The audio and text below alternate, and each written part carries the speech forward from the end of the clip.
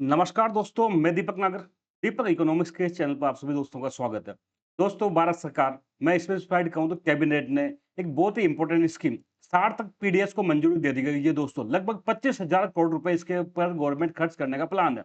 सबसे पहले आप न्यूज़ देखें, सार्थक पीडीएस, बेसिकली सार्थक पीडीएस अलग से कोई पीडीएस नहीं है, वो पीडीएस एक इंपॉर्टेंट टॉपिक है हमारे सिलेबस के लिए।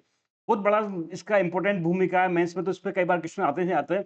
पब्लिक डिस्ट्रीब्यूशन सिस्टम, इसके बारे में हम आगे जानेंगे। तो ये सार्थक पीडीएस करके एक दोस्तों स्कीम की मंजूरी दी है, लगभग 25,000 करोड़ रुपए के आसपास दोस्तों गवर्नमेंट इस पर खर्च करेगी। तो Sarthak PDS gets cabinet note with rupee 25,530 crore outlet to modernise food distribution system. जो बेसिकली इंडिया में पीडीएस है, पब्लिक डिस्ट्रीब्यूशन सिस्टम, उसको मॉडर्नाइजेशन करना है। क्या करना है? मॉडर्नाइजेशन करना है। साथ में इसमें टेक्नोलॉजी का प्रयोग करना है।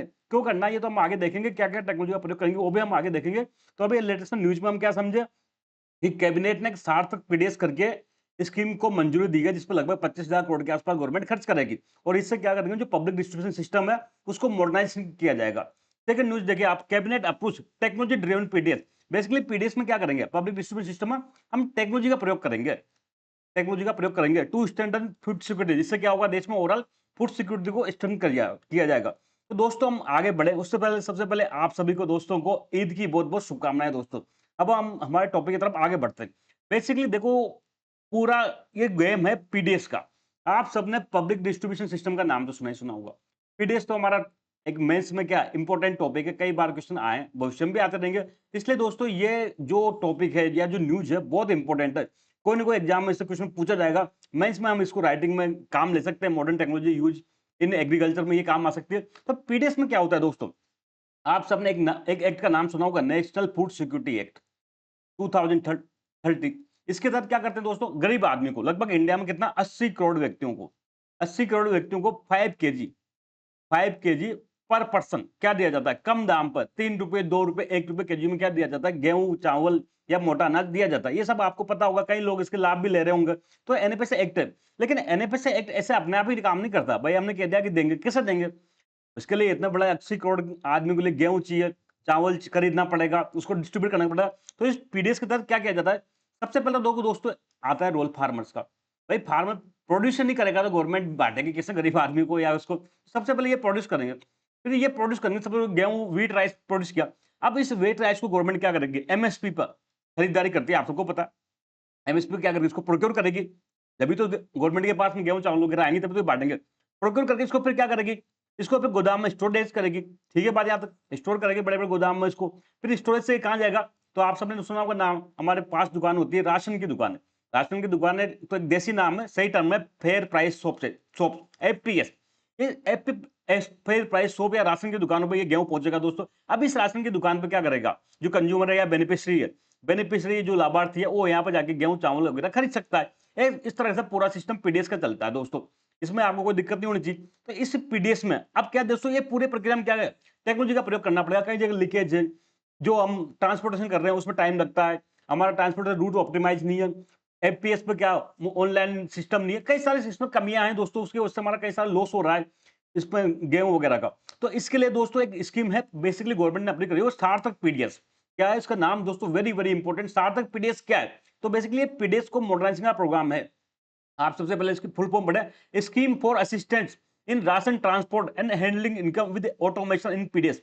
पर देखो पीडीएस का पूरा गेम क्या है, मैंने अभी आपको दोबारा बताया। सबसे पहले तो यहां से क्या करेंगे, प्रोक्योर करेंगे। प्रोक्योर करके ये कहाँ जाएगा, ये गोदाम में जाएगा, तो ट्रांसपोर्ट करना पड़ेगा, गोदाम में जाएगा। तो गोदाम से कहाँ जाएगा, फिर प्राइस शॉप पे जाएगा, फिर प्राइस शॉप पर जाएगा तो यहाँ लगेगा। तो इस पूरे ट्रांसपोर्ट की प्रक्रिया में दोस्तों क्या, ये मैनुअल चल रही है, क्या चल रही है, मैनुअल चल रही है। तो इससे क्या हो रहा है, बहुत सारा लॉस होता है, बहुत सारे लीकेज हो रहे हैं। मैं आगे बताऊंगा कैसे कैसे लीकेज होते हैं, पर लीकेजेस हो रहे हैं। तो ये सब रोकने के लिए, इस पूरी प्रक्रिया को ऑनलाइन या डिजिटल करने के लिए, इसमें आधुनिक technology, AI, artificial intelligence, machine learning जैसी टेक्नोलॉजी का प्रयोग बढ़ा हुआ देखिए। इसमें लीकेज रोकने के लिए बेसिकली सार्थक पीडीएस स्कीम देखिए आई। तो आपको सबसे पहले इसकी फुल फॉर्म याद होनी चाहिए, scheme for assistant in ration transport and handling income with automation in PDS. Basically ration transport को क्या करेंगे, असिस्टेंट करने के लिए स्कीम है दोस्तों ये, और साथ में handling income with automation in PDS. साथ में पीडीएस में क्या करेंगे, हम ऑटोमेशन को लागू करेंगे, मैनुअल कम से कम काम करेंगे। ये इस पूरा सार्थक पीडीएस का कंसेप्ट है दोस्तों। अब बेसिक इसका ऑब्जेक्टिव क्या, इस ऑब्जेक्टिव का मैंने बताया कि पीडीएस में क्या होता है, एक ट्रांसपोर्टेशन इंपोर्टेंट, राशन का क्या करते हैं, ट्रांसपोर्ट करते हैं। तो इस ट्रांसपोर्ट में दोस्तों क्या करना, टेक्नोलॉजी का प्रयोग करना, मॉडर्नाइजेशन करना, मॉडर्न जो टेक्नोलॉजी है जैसे आर्टिफिशियल इंटेलिजेंस, इनका प्रयोग को बढ़ावा देना। तो इट एम्स टू मैकेनाइज, क्या करना, मैकेनाइज, इंटीग्रेट एंड इंटेलिजेंट क्या करना, ऑप्टिमाइज पीडीएस ऑपरेशन। तो कैसे करेंगे, लेटेस्ट टेक्नोलॉजी का प्रयोग करेंगे जैसे कि artificial intelligence, machine learning, blockchain technology, इन सब टेक्नोलॉजी का प्रयोग करके दोस्तों जो पीडीएस सिस्टम है उसको ऑप्टिमाइज करेंगे, मैकेनाइज करेंगे, इंटीग्रेट करेंगे और ऑपरेशन करेंगे, जिससे क्या होगा, जो लॉसेज है, लीकेज है, वो कम से कम हो। यहां तक आपको कोई दिक्कत होनी नहीं चाहिए। इसके बाद दोस्तों मैंने बताया टोटल आउटले, इस स्कीम दोस्तों ये 5 ईयर के लिए लेके लाएगी गवर्नमेंट। नेक्स्ट 5 ईयर तक दोस्तों ये स्कीम इंप्लीमेंट रहेगी। इसमें लगभग 25,530 करोड़ रुपए पर, तो आप एक मोटा फिगर याद रखो, 25,000 करोड़ रुपए के आसपास दोस्तों गवर्नमेंट नेक्स्ट 5 ईयर में खर्च करेगी। अब इसका टाइमलाइन देखते हैं तो दोस्तों ये जो स्कीम है, जो लेटेस्ट फाइनेंशियल चलता है 2026-27, उससे रहिए 2030-31 तक रहेगी दोस्तों, लगभग 5 साल के लिए। नेक्स्ट 5 ईयर के तहत दोस्तों नेक्स्ट 5 ईयर ये स्कीम इंप्लीमेंट रहेगी और गवर्नमेंट कितना 25,000 करोड़ रुपए दोस्तों इस स्कीम पर खर्च करने जा रही है। अब दोस्तों ये स्कीम है जो सार्थक पीडीएस है, बेसिकली अम्ब्रेला स्कीम है। अम्ब्रेला स्कीम है, इसमें जो अभी एग्जिस्टिंग कई सारी स्कीम चल रही है, एग्जिस्टिंग कई सारी स्कीम चल रही है, इस स्कीम को इसमें मर्ज कर दिया गया और इसको अम्ब्रेला स्कीम बनाया गया। तो बेसिकली जो ये सार्थक पीडीएस है, इट इंटीग्रेट्स एग्जिस्टिंग स्कीम, जो वर्तमान में स्कीम से मौजूद है उसको ये इंटीग्रेट करती है। सबसे पहले वर्तमान में एक स्कीम चल रही है, assistant to states agency for intra state movement of food grains and FPS dealer margin under FSA. देखो वर्तमान में क्या होता है ना, मैंने बताया गोडाउन, पहले तो प्रोक्योर होगा, प्रोक्योर से गोडाउन में जाएगा, गोडाउन से कहां जाएगा, एफपीएस पे जाएगा। तो इस पूरी प्रक्रिया में दोस्तों ट्रांसपोर्ट में स्टेट गवर्नमेंट का इस तरह खर्चा करते, तो इस ट्रांसपोर्ट करने के लिए इसको क्या करना पड़ेगा, असिस्टेंट करना पड़ेगा, मदद करनी पड़ेगी पैसे से, टेक्नोलॉजी वगैरह से। तो ये एक तो ये स्कीम है। साथ में दोस्तों ये एफपीएस है, ये राशन डीलर है, इसको मार्जिन तो देना पड़ेगा ना, ये कोई दान पुण्य का काम नहीं कर रहा, ये अपनी दुकान खोल के बैठा है तो कुछ अपना खर्चा निकालेगा। तो ये एफपीएस राशन शॉप को क्या करना पड़ता है, बेनिफिट देना पड़ता है, मार्जिन देना पड़ता है, पैसा देना पड़ता है। तो ये पूरी इस स्कीम के तहत जो स्टेट को क्या करते हैं, central government intra state movement of food grain, जो स्टेट के अंदर फूड ग्रेन के मूवमेंट पर पैसा खर्च होता है वो पैसा देती। साथ में जो एफपीएस डीलर होते हैं, राशन कार्ड जो शॉप के डीलर्स होते हैं, उनको मार्जिन भी दिया जाता है एनएफएसए के अंडर में। तो एक तो ये स्कीम थी दोस्तों। सेकंड स्कीम थी दोस्तों भी एक चल रही है स्मार्ट पीडीएस, जो पीडीएस को क्या करना है, बेसिकली स्मार्ट बनाना है। कैसे बनाना है, टेक्नोलॉजी के माध्यम से बनाना है। तो scheme for modernisation reform through technology in PDS, भाई पीडीएस में टेक्नोलॉजी का प्रयोग करके उसको मॉडर्नाइजेशन करना है, रिफॉर्म करना है। ये स्कीम अभी भी चल रही थी। इस स्कीम को दोस्तों इसमें क्लब करके इंटीग्रेट करके अब इसको अम्ब्रेला स्कीम के तहत इसका एक सब कंपोनेंट बढ़ा दिया है। तो कंप्रेहेंसिवली स्ट्रेंथन इंप्लीमेंटेशन ऑफ एनएफएसए 2000, भाई एनएफएसए एक्ट को इंप्लीमेंट करना है, इसको एक्सटेंड करना है। तो इसमें क्या चाहिए, पीडीएस में एक टेक्नोलॉजी का प्रयोग करना है। तो इस स्मार्ट पीडीएस को क्या किया दोस्तों, इसको भी इसमें इंटीग्रेट कर दिया गया है। तो ये दो स्कीम वर्तमान में चल रही थी, इन दोनों स्कीम को इसको इंटीग्रेट करके सार्थक पीडीएस में जो एक अम्ब्रेला स्कीम बनाई गई है। इसके अलावा अब इसमें दोस्तों सार्थक पीडीएस में हम देखो तो 3 मेजर कंपोनेंट है, 3 मेजर गवर्नमेंट यहाँ पर खर्चा करने वाली है, 3 मेजर कंपोनेंट। सबसे पहले तो financial support for intra state movement and handling of goods, मैंने बताया गुड्स है, व्हीट है, राइस है, इनको क्या होना है, इंट्रा स्टेट मूवमेंट करनी पड़ेगी, मतलब राज्य में एक स्थान से दूसरा में जाना पड़ेगा, फिर प्राइस ऊपर भेजना पड़ेगा। तो इसमें जो खर्चा होता है, उस खर्चे को क्या करती है केंद्र सरकार, इसको भरपाई करेगी। तो financial support for intra state movement and handling of goods, जो गुड्स है उसको हैंडलिंग करने में कुछ खर्चा आता है, वो खर्चे की भरपाई यहाँ सेंट्रल गवर्नमेंट स्टेट्स को करेगी। दूसरा fair price of dealers margin, भाई एफपीएस, ये आपने कभी लेटेस्ट में न्यूज का अगर आप स्टडी करते होंगे तो देखो कई बार आपने देखा वो राशन डीलर हड़ताल पर चल जाते हैं, उनको कहना है कि भाई हमारा मार्जिन बहुत कम है, हमारे को बेनिफिट नहीं मिल रहा। तो इस स्कीम के तहत क्या किया जाएगा, जो प्राइस शॉप है या राशन डीलर्स है, इनका मार्जिन को भी बढ़ावा दिया जाएगा, इसके लिए भी गवर्नमेंट पैसा देगी।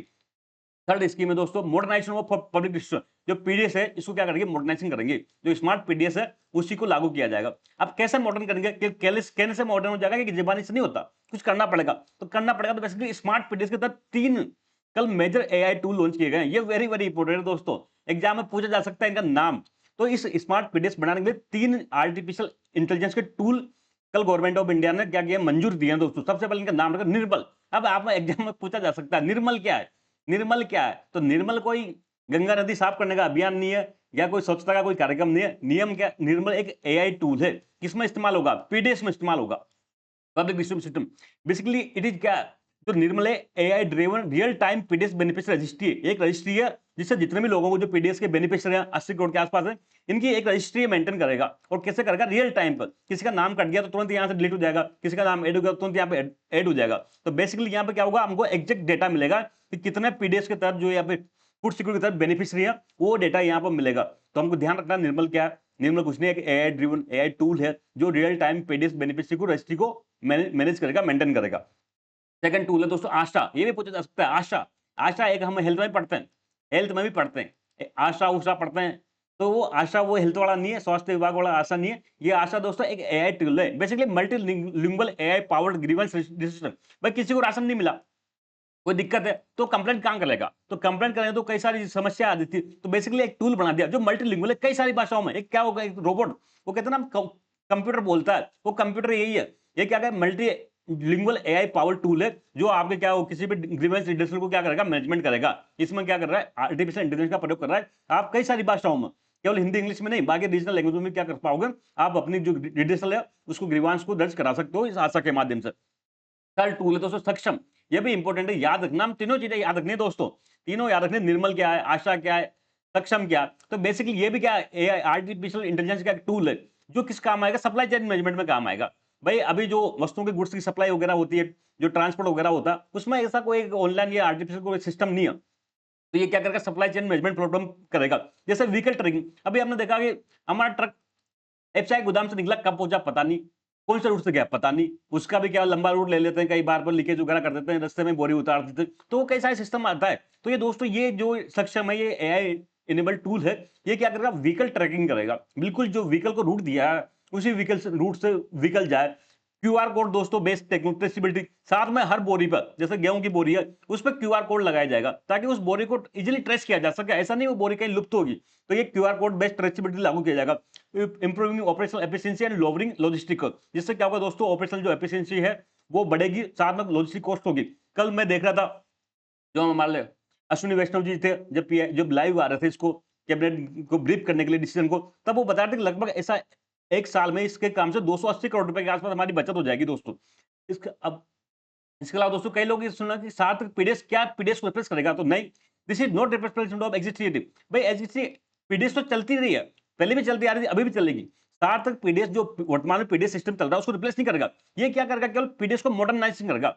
It is a reform, Sarthak PDS क्या एक रिफॉर्म है to the PDS system transportation, जो पीडीएस सिस्टम है वर्तमान में ट्रांसपोर्टेशन है, लॉजिस्टिक है एंड मटेरियल हैंडलिंग है, उसमें क्या करेगा, ये एआई टेक्नोलॉजी के माध्यम से क्या करेगा, उसको मॉडर्नाइजेशन बनाएगा। तो दोस्तों आज की पूरी न्यूज इतनी थी, आई होप आपको समझ में आई होगी। हम जल्दी मिलेंगे दोस्तों, तब तक थैंक यू, जय हिंद दोस्तों।